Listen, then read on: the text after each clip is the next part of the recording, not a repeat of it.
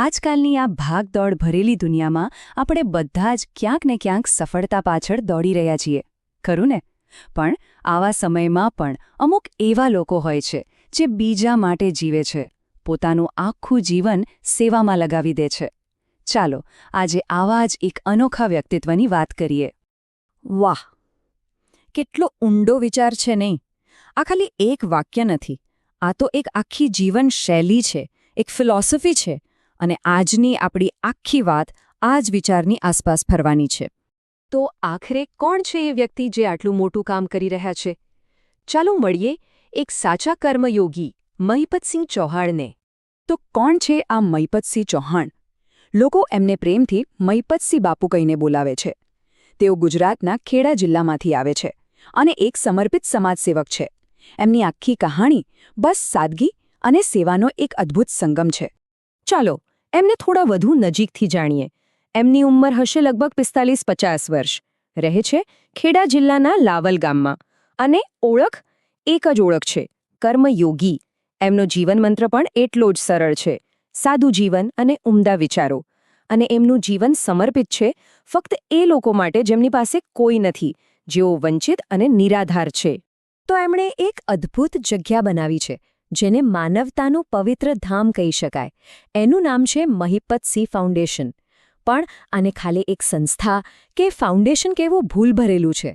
આ તો એક મોટો પરિવાર છે, એવા લોકોનો પરિવાર જેમને કદાચ દુનિયાએ એકલા છોડી દીધા હતા. તો આ મહિપતસિંહ ફાઉન્ડેશન છે શું? એકદમ સરળ શબ્દોમાં કહીએ તો આ એ લોકોનું ઘર છે જેમને સમાજમાંથી કે પછી પોતાના જ પરિવારમાંથી ત્યજી દેવામાં આવ્યા હોય. અને સૌથી મોટી વાત, અહીં કોઈ જાત પાત કે ધર્મનો ભેદભાવ નથી. અહીં જો કોઈ ધર્મ હોય તો એ છે માનવતાનો ધર્મ. હવે આ ફાઉન્ડેશન કામ કઈ રીતે કરે છે?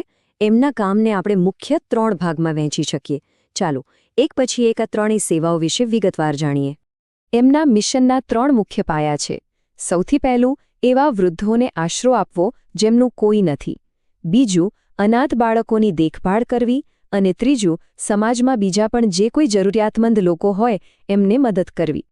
હવે એક સવાલ જે કદાચ સાંભળીને પણ દુઃખ થાય.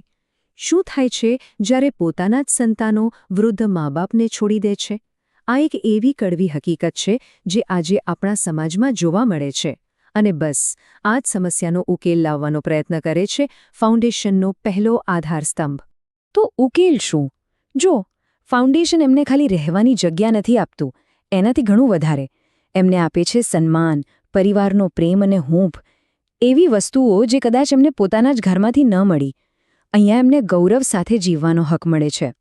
હવે વાત કરીએ બીજા પાયાની, એવા બાળકોની જે અનાથ છે, જેમની ઉપરથી માતા પિતાનો હાથ ઉઠી ગયો છે. આવા બાળકો માટે આ ફાઉન્ડેશન માતા અને પિતા બંને બની જાય છે.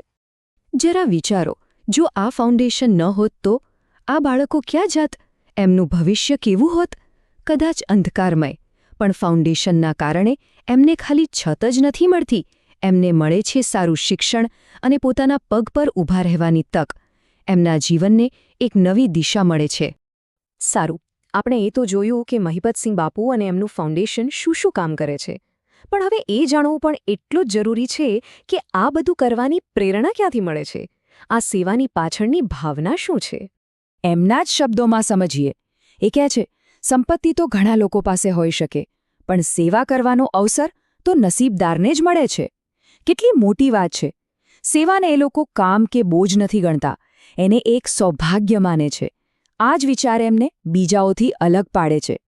તો પછી જીવનની સાચી કમાણી છે શું? આપણે બધા પૈસા, મકાન, ગાડી આ બધાને કમાણી ગણીએ છીએ. પણ બાપુની નજરમાં સાચી કમાણી શું છે? ચાલો જાણીએ. એમની માટે જીવનની સાચી આવક પૈસા નથી. ખરી આવક તો છે કોઈ વડીલના દિલથી નીકળેલા આશીર્વાદ, અથવા કોઈ અનાથ બાળકના ચહેરા પર આવેલું નિખાલસ સ્મિત. બસ આ જ એમની સાચી સંપત્તિ છે, આ જ એમનો સાચો નફો છે. તો આ બધા કામનું પરિણામ શું આવ્યું? મહિપતસિંહ બાપુના આ કાર્યનો સમાજ પર શું પ્રભાવ પડ્યો છે? ચાલો એમના આ પ્રેરણાદાયક વારસા પર એક નજર કરીએ.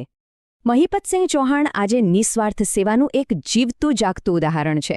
અને સૌથી મોટી વાત, તેઓ સોશિયલ મીડિયા દ્વારા નવી પેઢી સુધી પણ પોતાની વાત પહોંચાડી રહ્યા છે, એમને પ્રેરણા આપી રહ્યા છે. એમણે કોઈ સરકારી મદદની રાહ ન જોઈ, બસ કામ શરૂ કરી દીધું, અને આ જ વાત બીજા હજારો લોકોને પ્રેરણા આપે છે. હવે આખી વાત સાંભળ્યા પછી એક સવાલ આપણા બધા માટે છે. આપણે આપણી ક્ષમતા મુજબ શું કરી શકીએ છીએ? જરૂરી નથી કે આપણે બધું છોડીને સેવા કરવા લાગીએ, પણ નાનકડી શરૂઆત તો કરી જ શકીએ, ખરું ને? અને જો કોઈને આ અદ્ભુત કાર્યમાં જોડાવવું હોય, કોઈ પણ પ્રકારનો સહયોગ આપવો હોય અથવા ફક્ત ત્યાં જઈને એ માહોલને અનુભવવો હોય, તો ખેડા જિલ્લાના લાવલ ગામમાં મહીપત સી ફાઉન્ડેશનનો સંપર્ક કરી શકાય છે.